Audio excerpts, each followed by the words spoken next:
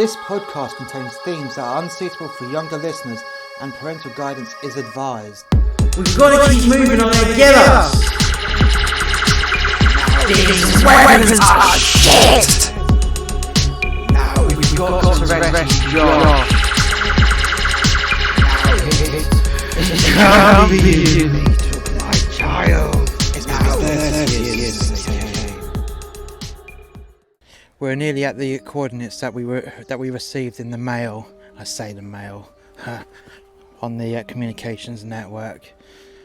And I was yet again. Chi-Chi and I were both sat in the cockpit.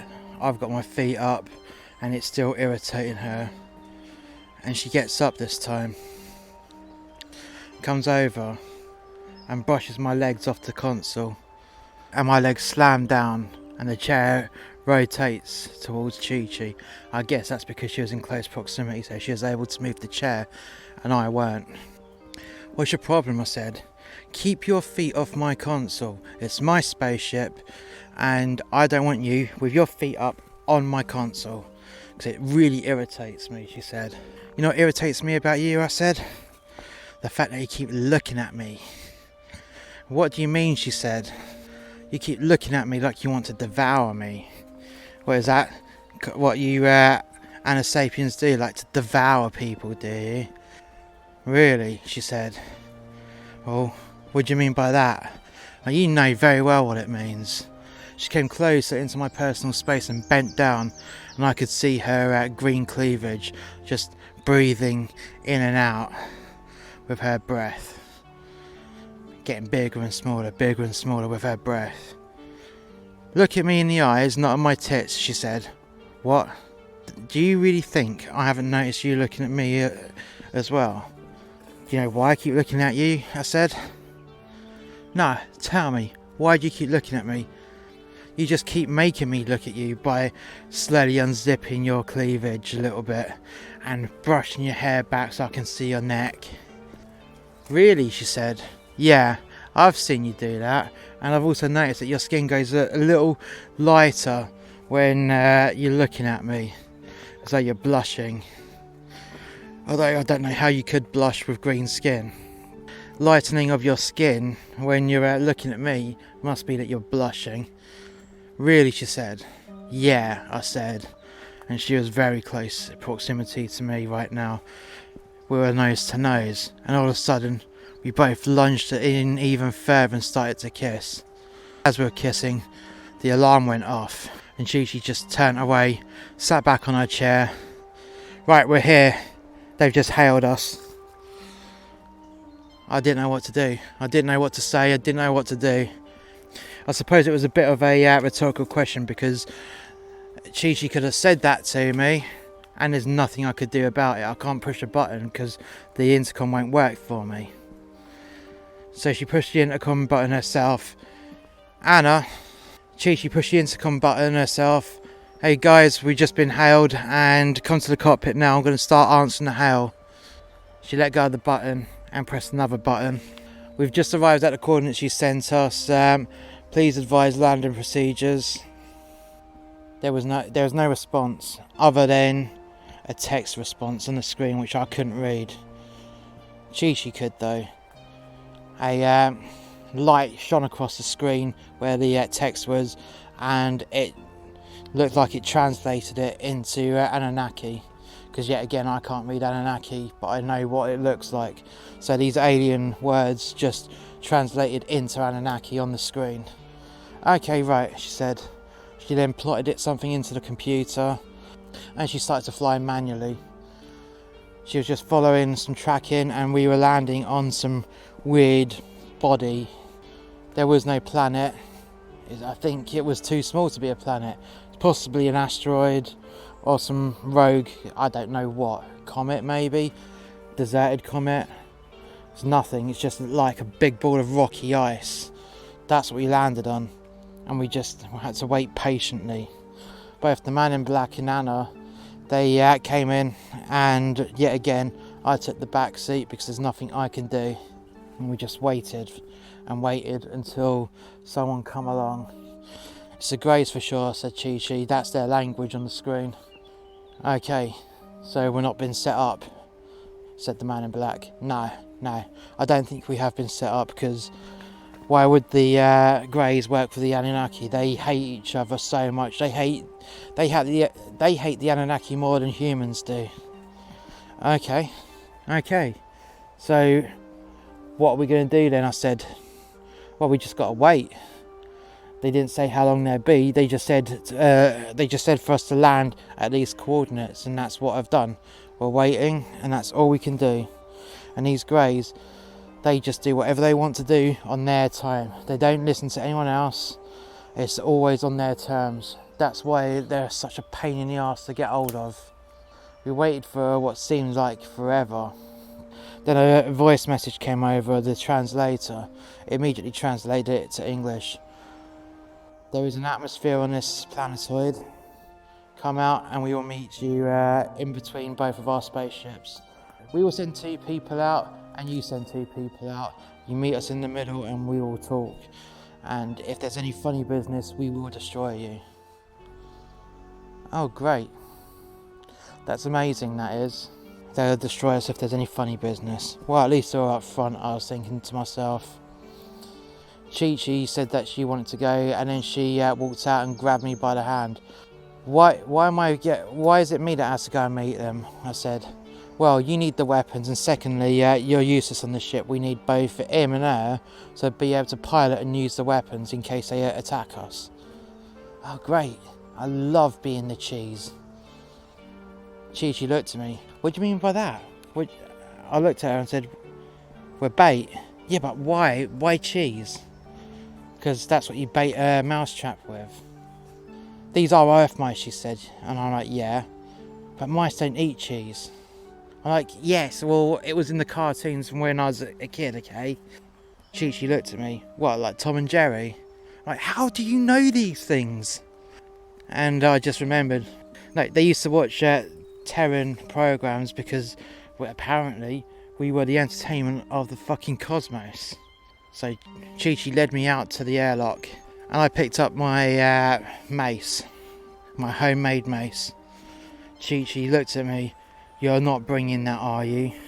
Well, they're probably armed, so why shouldn't we be armed? And it's not as if my weapons are going to do shit against them anyways. It's just for a bit of psychological intimidation. Chi-Chi just looked at me like I was stupid. Psychological intimidation. These guys are telepathic. They can shut you down without you even fucking knowing it, she said. Oh, right. Guess I'm fucked then, aren't I said. Chi-Chi looked at me and said, yeah, you are. Leave it behind. Okay, after you. Chi-Chi walked through the airlock and I looked at her ass. Couldn't help it. It was there, all nice and perky in her weird leather. I say leather, I don't know what animal it came from, but in her weird leather trousers. I need to stop looking at her like this. You know, I can't have her going through my head whilst I'm trying to rescue my friend. The mission has to come first. I kept thinking to myself. Both Chi-Chi and I walked down the loading bay ramp, and hey presto, there were 2 grey aliens there in the middle, in between our spaceships. We both walked up. I walked up casually, fists near enough clenched, and I could hear something in my head.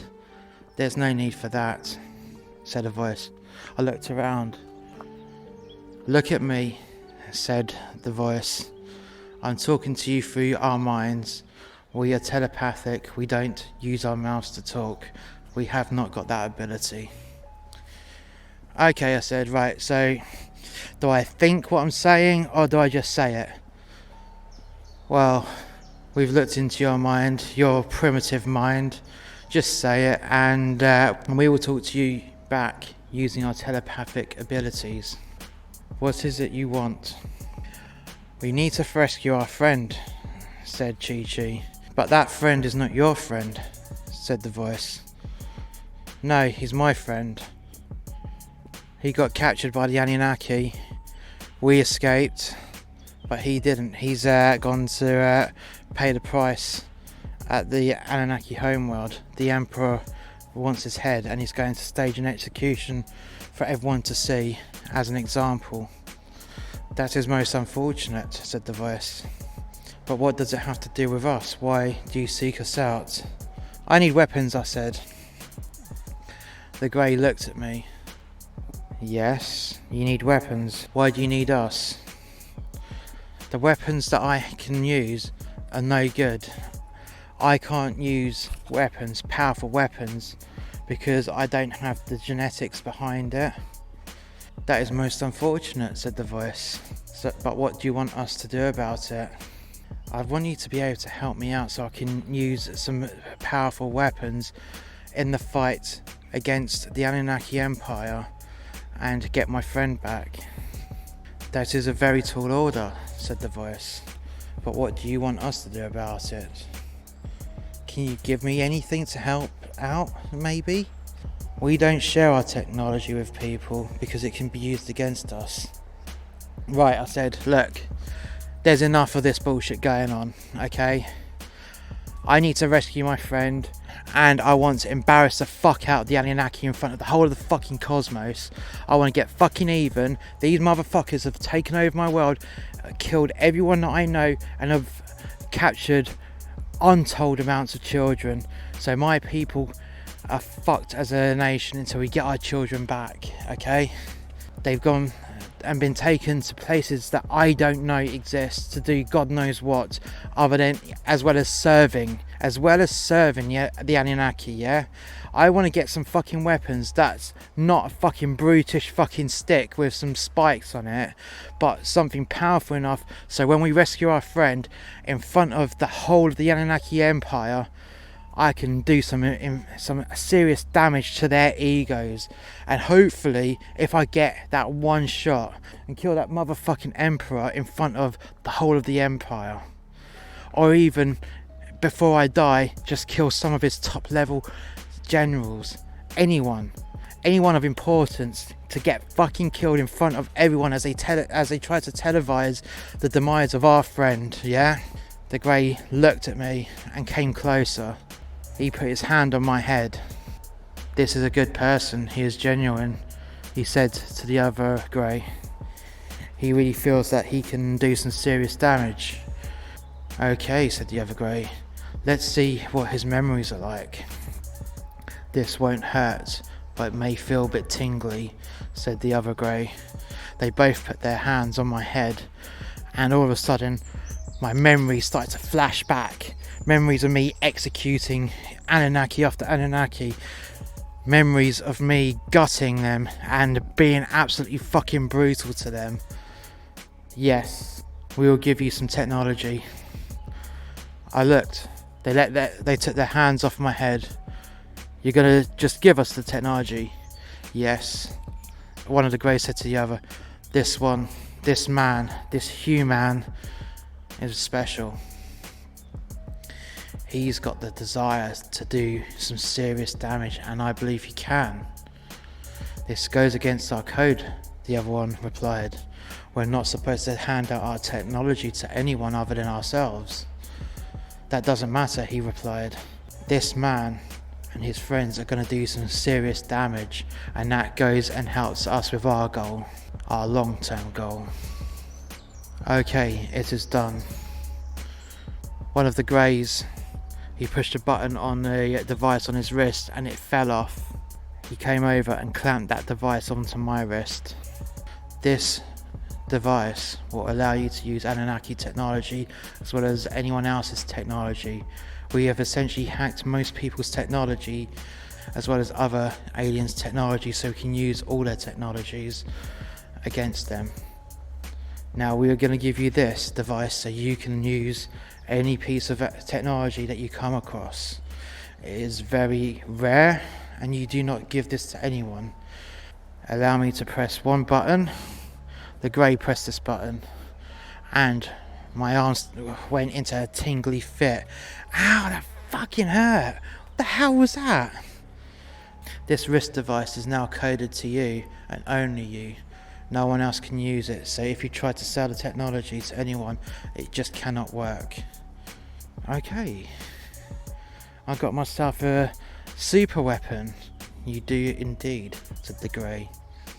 We advise that you do some practice before you actually use this in combat, because you never know exactly what you're going to do and how powerful the weapons will be.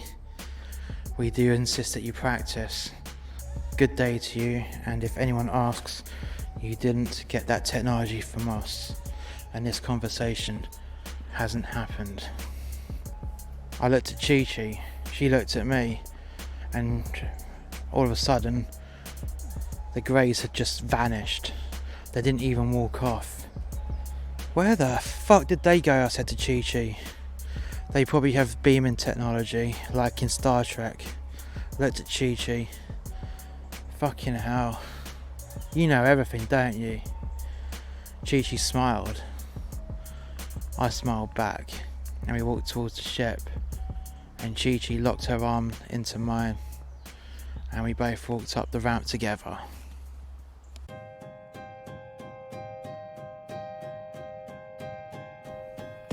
Thank you for listening. Please come back next week for the next episode. If you've enjoyed this podcast, why not check out our other podcast, A Tribute to Men That Hate Their Jobs, which is a brutal but witty portrayal of working a job you hate. In this podcast, there are themes explored in which happy workers simply wouldn't understand, unless they listen to these cautionary tales from a man that lost his ideal job because of the global pandemic. Be warned that this podcast contains strong and offensive language that some listeners may not want to hear. In addition, this podcast is not recommended for younger audiences. All our podcasts are available on YouTube. Just search for the Master X Media podcast channel. In addition, you can also find our podcasts on Amazon Music, Red Circle Podcasts, Stitcher and Spotify. We also have another YouTube channel called The X Review. This is a review and reaction channel. Not only is it on YouTube, but it is also on Brand YouTube, BitChute and Rumble. You can also find us on Facebook, Gab, Twitter and Parler. All the links are in the description below.